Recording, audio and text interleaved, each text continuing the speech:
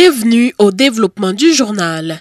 Échec de la manifestation lancée pour ce jeudi par des organisations de l'opposition en vue d'exiger la démission du président Jovenel Moïse. Une rumeur de distribution de pots de vin serait à l'origine de cet échec, ont laissé entendre les syndicalistes Josué Mérilien et Guy Numa. Suivez. Gagné brique courir, t'as des nègres qui t'a joué en cob. Et en pile militant qui au courant de ça, indigné, énervé, et il dit que il y a un problème pour continuer à mobiliser, mais il va mobiliser avec Mounsa qui dit qu'il va comme là et qui était en temps de mobilisation. Ça comment ça? Dis non, c'était maintenant, ça qui est important. Pas avec le salier, ça qui est important, c'est pas ça qui est important. Ça qui est important, je dis, parce que nous avons une situation là qui est inacceptable, qui est intenable. La situation vient plus mal. Vous avez gagné 3 sachets de l'eau pour $1, vous avez gagné 2 sachets de l'eau. Tout ça, vous achetez 10 gouttes, 15 gouttes. Attendez. Et nous avons une situation qui vient plus mal, et que ça qui vient plus mal là, Jovenel, Seyan, pas de réponse sur bas ça. Il n'est pas capable, et il va volonté tout. Maintenant, c'est que nous avons le choix. Et situation, mobilisation, négociation, de non-retour. Mais là, tu as un petit baisse, c'est pour le faire camper, puis les alliés. Je le dis, le fait que Matéa nous pas sorti, elle a dit que nous ne pas sortir encore. Et hier, nous avons une conférence de presse. Plusieurs acteurs ensemble nous disent que tout acteur en opposition qui tout changement et qui veut que la situation là nous mettons ensemble pour que nous offrir rapidement une alternative qui ramasse ensemble de revendications fondamentales du peuple là. Et dans le jour qui vient, nous avons bien pour mettre dehors un calendrier mobilisation pour jusqu'à 29 mars. Et demain après-midi, nous avons un débat dans l'occasion 8 mars avec deux femmes qui sont Gouméen. Le débat ça peut être sur place de Saline. C'est sur Wall Famio dans la bataille pour changement. Nous avons un débat dans le niveau combat avec diverses organisations femmes.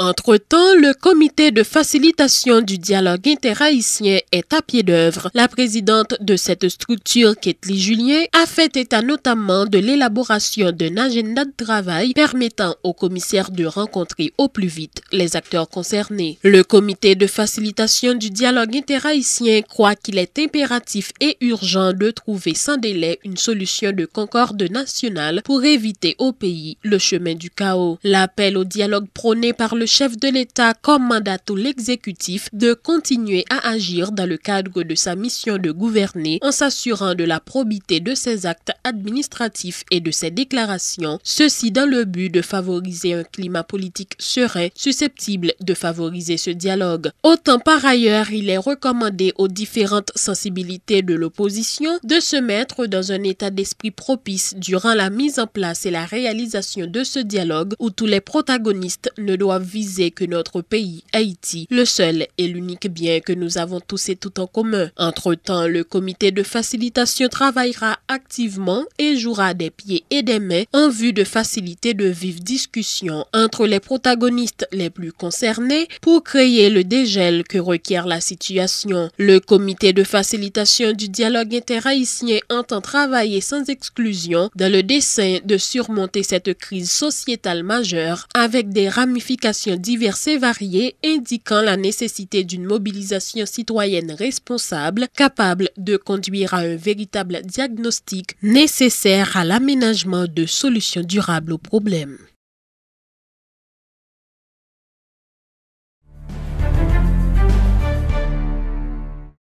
Presque 2 mois après l'ouverture de la première session ordinaire de la dernière année législative, la Chambre des députés peine à constituer les différentes commissions permanentes. Si le partage des commissions semble avoir été fait, cependant il n'y a toujours pas d'entente sur leur composition alors qu'une récente conférence des présidents destinée à cet effet a été avortée, regrette la première secrétaire de la Chambre basse, Marie-Gladys Saint-Jean. La députée de Jérémie informe que 3 3 blocs politiques se sont fait inscrire officiellement au bureau, à savoir APR ci-devant APH, le bloc pro-présidentiel qui regroupe 52 députés, le bloc EPAN, Entente des parlementaires pour une alternative nationale constituée de 48 députés, et enfin le groupe GPEP-OPL et alliés. Marie-Gladys Saint-Jean lundi a fait également état d'une conférence des présidents spéciales qui devait se tenir cet après-midi en vue de planifier les funérailles du député Elias Petit-Frère, décédé samedi dernier à la suite d'un malaise.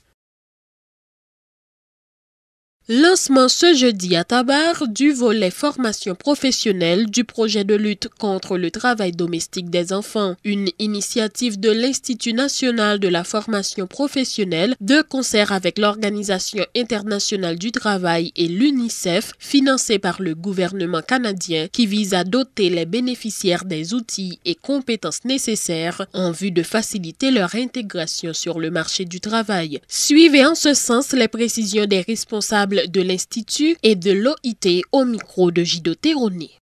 Un projet de lutte contre la domesticité des enfants, on a dit contre le travail des enfants.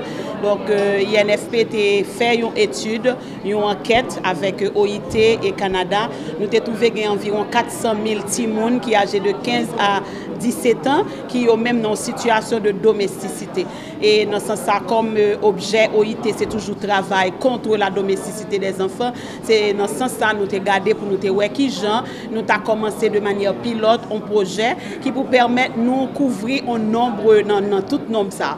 Donc nous avons choisi de commencer avec 3 départements qui sont département du centre et département du sud, département Grand'Anse et département de l'ouest. Et c'est dans ce sens ça nous fait comment nous chercher meilleure capacité que l'INFP gagne dans le département ça et nous orienter jeunes ça environ 1500 qui prennent une formation là dans plusieurs domaines. Ce sont 2 agences qui forment un partenariat pour la mise en œuvre de ce projet, financé par le gouvernement fédéral du Canada et avec la participation d'un grand nombre de partenaires locaux comme l'Institut national de formation professionnelle, SACALA et d'autres organisations de la société civile. Alors c'est un financement de plusieurs millions de dollars pour le projet dans sa totalité. Ici nous entamons le 3e volet spécifiquement relatif à la formation professionnelle de à peu près 1700 adolescents entre 14 et 17 ans répartis sur la zone de Port-au-Prince, du Sud et de la Grand'Anse à raison de plusieurs centaines de jeunes sur ces 3 départements.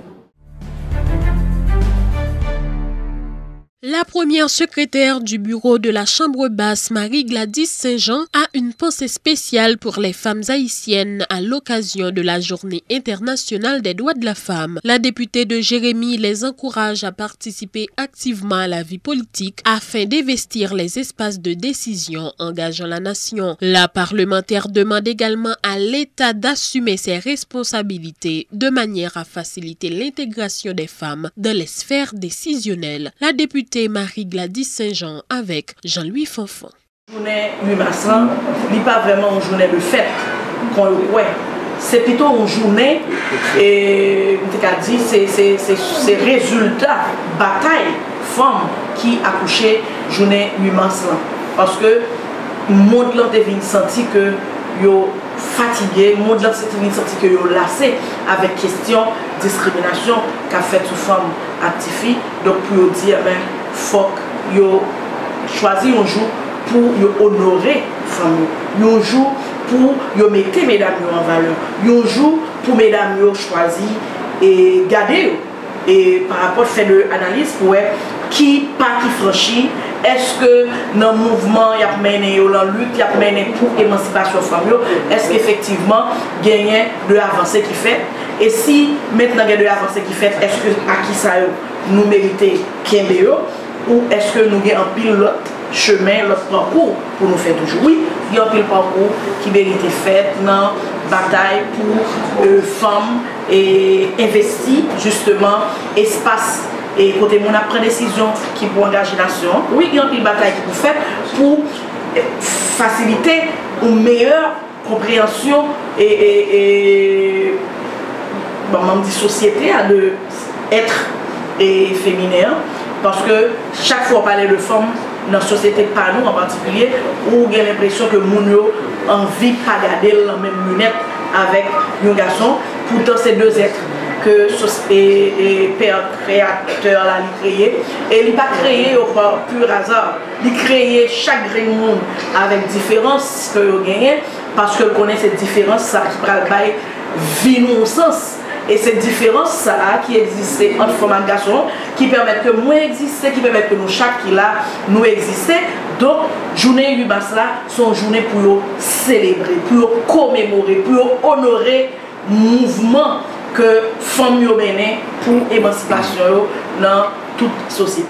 La Fédération protestante d'Haïti et le noyau de compassion du pasteur Marcelo Tounassi annoncent 6 soirées de gloire et d'évangélisation en Haïti. Les 3 premières se dérouleront à Port-au-Prince au stade Silvio Cator du 28 au 30 mars, alors que les 3 autres sont prévues du 2 au 4 avril au parc Vincent des Gonaïves. Le président de la FPH, le pasteur Sylvain Exantus, appelle l'opposition et l'exécutif à une trêve afin de faciliter la tenue de ces activités au cours desquelles la communauté protestante aura à prier pour la restauration d'Haïti. Nous sommes heureux de vous annoncer que 28, 29, 30 mars, à Port-au-Prince, nous allons accueillir l'évangéliste Marcelo Tounassi. À Port-au-Prince et 2, 3, 4 au Gonaïves. Pour vous annoncer officiellement cette nouvelle de l'arrivée du pasteur Marcelo, une délégation de son équipe représentée par la sœur Danielle Venus est en Haïti pour lancer de façon officielle ces 6 soirées de gloire, 3 soirées à Port-au-Prince au stade Silvio Cator et 3 soirées de la ville de Gonaïves. Nous venons sous le nom du Noyau Compassion International.